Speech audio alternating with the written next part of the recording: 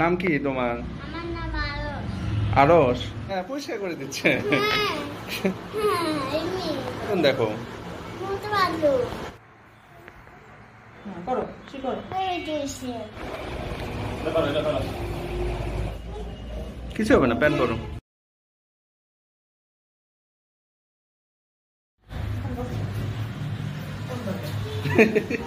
কিছু মনে হচ্ছে? কিছু মনে হচ্ছে না? ব্যথা লাগতেছে না?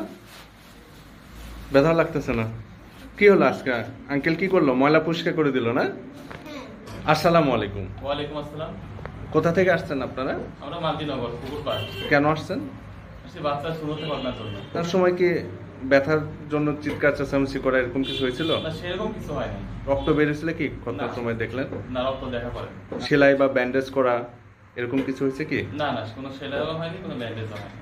ডিভাইস খতনার কি কি সুবিধা মনে হচ্ছে? জীবন করার সুবিধা মনে হচ্ছে যে বাচ্চা কোনো চিৎকার চেঁচামেচি করলো না, স্বাচ্ছন্দ্যে সবকিছু হয়ে গেল, আচ্ছা, ইজিলি ভাবে সবকিছু আর কি। খুব বেশি সময় লাগছে কি? না, খুব বেশি সময় লাগেনি। এটা পড়িয়ে শুনেতে কথা করাটাই বেটার, কারণ এতে বাচ্চা কোনো চিল্লাপাল্লা করে না, বাচ্চা কোনো সমস্যা হচ্ছে না। আমাদেরটা তো কথার পরপরই প্রস্তাবও করে পড়ছিল আচ্ছা এখানে, আবার এখন ইজিলি বসেই আছে। আচ্ছা, ওই ওই খতনার পর পর কি প্যান পরে দিতে পারছেন? হ্যাঁ, প্যান পরে স্বাভাবিক চলাফেরা সবকিছু? এখন তো ইজিলি চেয়ারে বসে আছে। ব্যথা লাগতেছে? হাসি হাসি পাচ্ছে এখন না? বলো, কেমন ব্যথা লাগতেছে? ব্যথা লাগলে মানুষ হাসে? হ্যাঁ, ব্যথা লাগলে মানুষ কি করে? কি করে? কান্নাকাটি করে।